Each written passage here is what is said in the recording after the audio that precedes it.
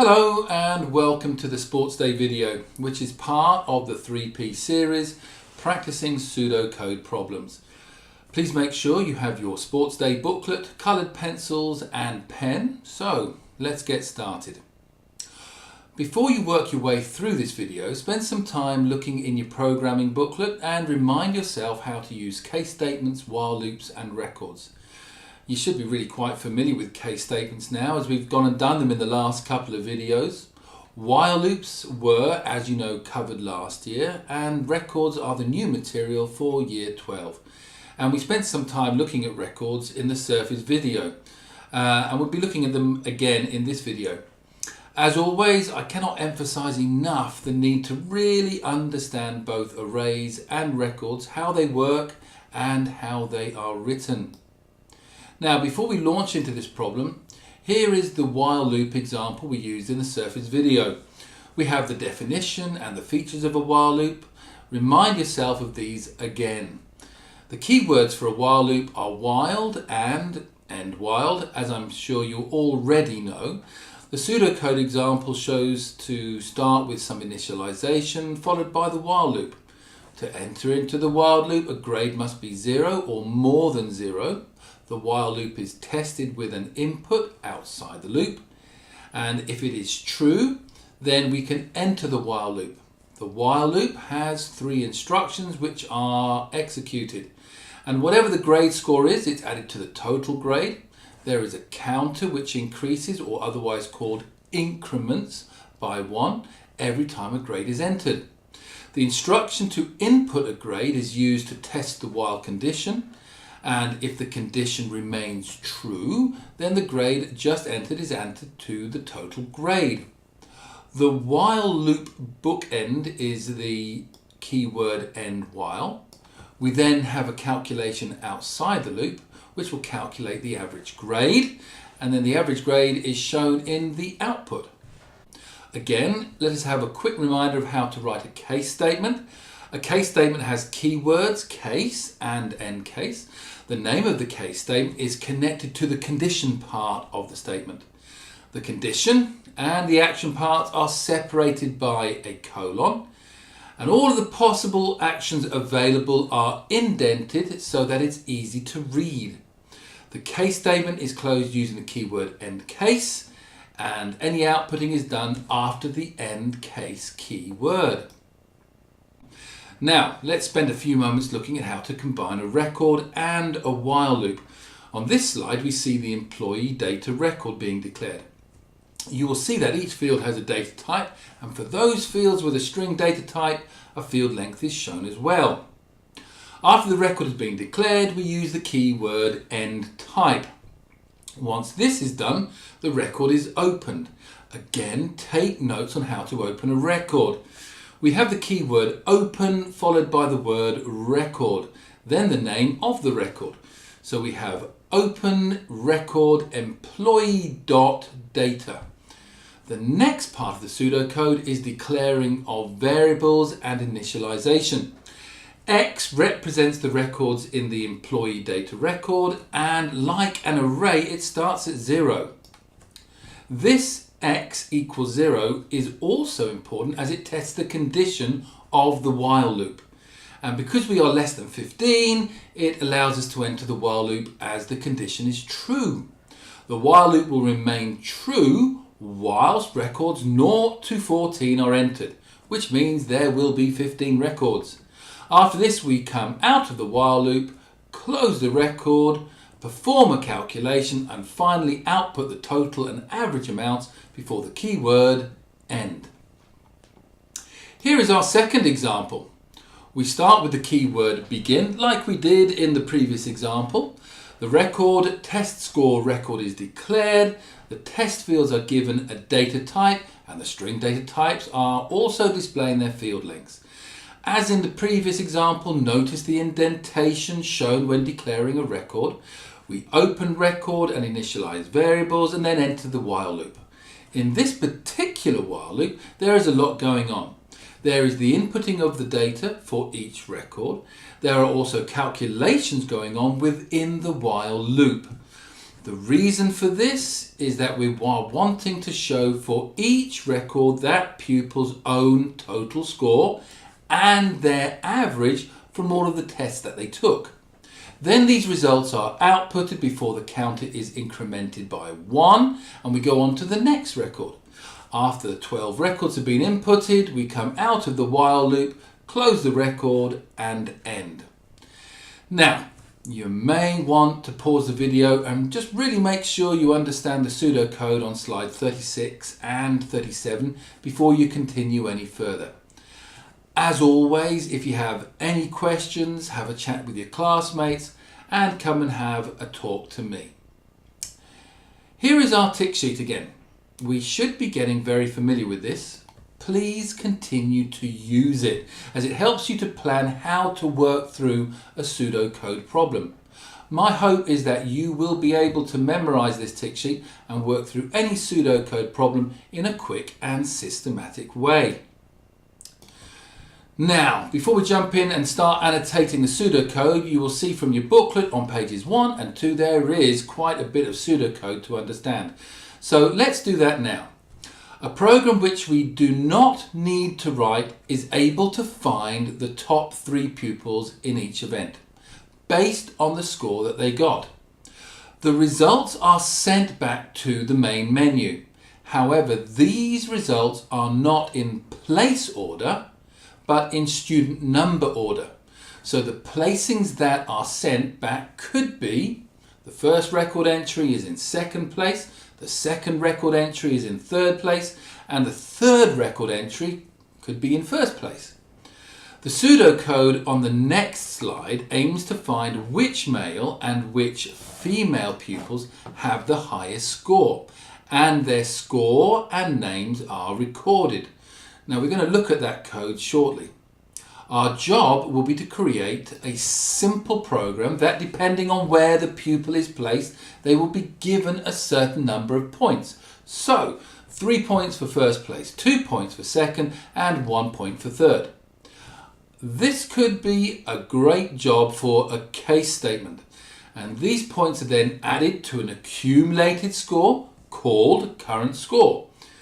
We're not being asked to sort these entries into place order, by the way.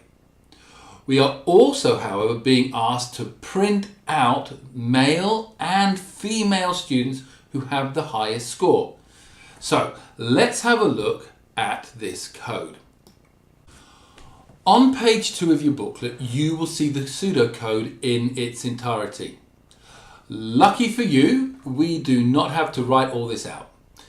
It would, however, be a good idea to make sure that we understand the code. So let's start at the top and work through the code. As you can see, I have notes next to each section. It would be a good idea for you to put the words that are in red onto page 2 to help you understand the code. Well, this is part of a very long procedure.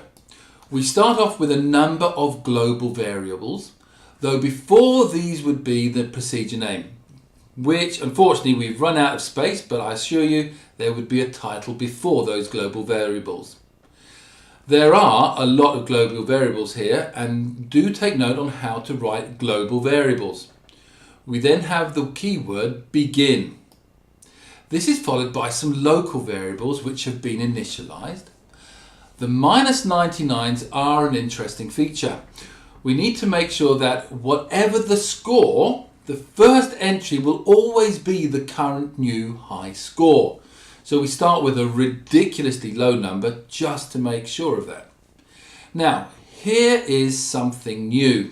We have a submodule being called this time before we actually get into the loop. Also, whatever is being returned from the Read Next Student submodule to the main module is also being used to test the while loop.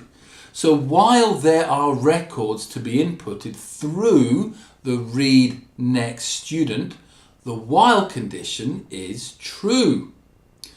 Right, now into the while loop. And here, as I've just said, the while loop condition is that it will keep working or being executed, provided there is a record to be put into the loop. The condition actually reads while not, and that's that symbol, so while not end of file. When we do get to the end of the file, which is only the 3 top scoring pupils, we're going to come out of the loop. Okay, so what does the while loop actually do? Well, inside the while loop we have 3 nested ifs.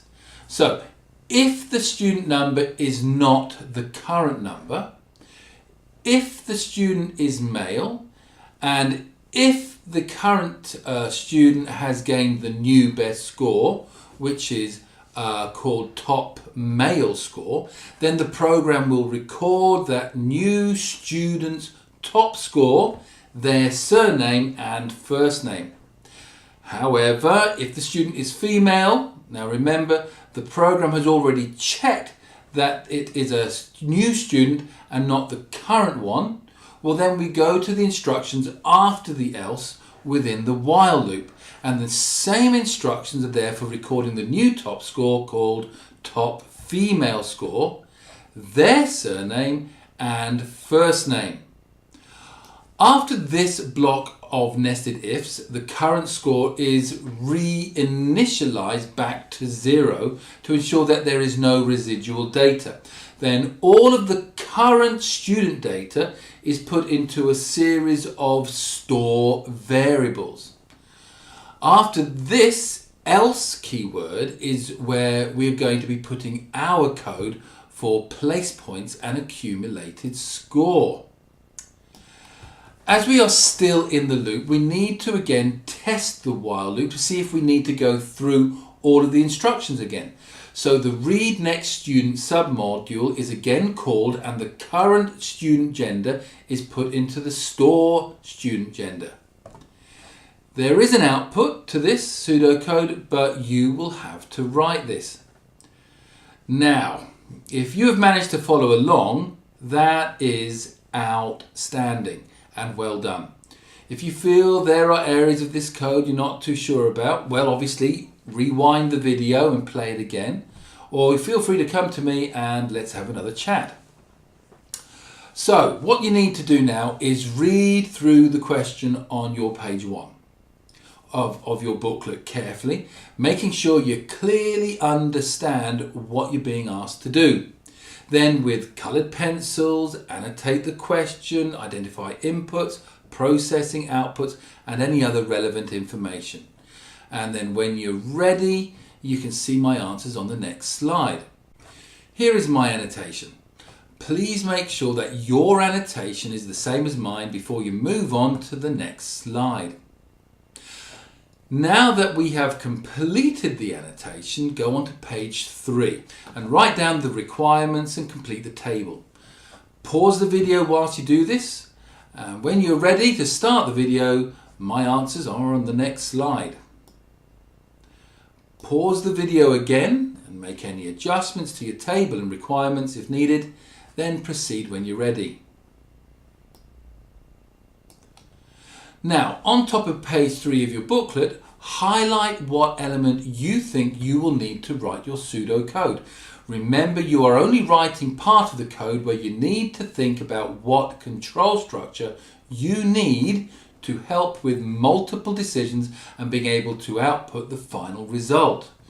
As usual, pause the video and when you're ready, the answer is on the next slide. Now, there's not much highlighted on this checklist compared to others we have done. We're going to be needing a case statement and then output the best male and female names and top scores. Okay, you're now ready to write the pseudocode at the top of page 4. Remember, it's only a case statement you are writing, so think about the input, the name of the case statement, what conditions and actions are needed, and the calculation after the case statement. Or you could even include the calculation in the case statement itself.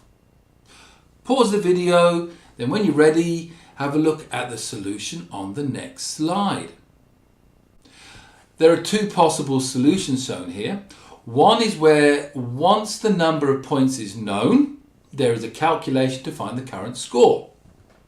The other is where the calculation is embedded in the case statement, which is more efficient as it takes away a line of code. Can you make sure that under the pseudocode teacher's solution title, you put both of these answers? Now, we are nearly there. Can you, under your solution, write pseudocode for the outputs? You could have one output for the male results and one other output for the female results. Remember, you need to display the student's first name, surname and highest score, as well as some text explaining what each variable is. So remember those speech marks. Pause the video, and when you're ready, have a look at the answer on the next slide. Here is the output answer. Your text does not need to be identical to mine, but it does need to say what the variable is. Write my answer down underneath one of the case statement solutions. Pause the video, and when you've done all of that, move on to the next slide. This slide simply shows the main module, procedure, place and points in its entirety with case statement and output. Spend a few moments again looking at this slide and asking yourself, do you understand what the pseudocode is saying? If you understand this, then you're going to be making really good progress with your pseudocode.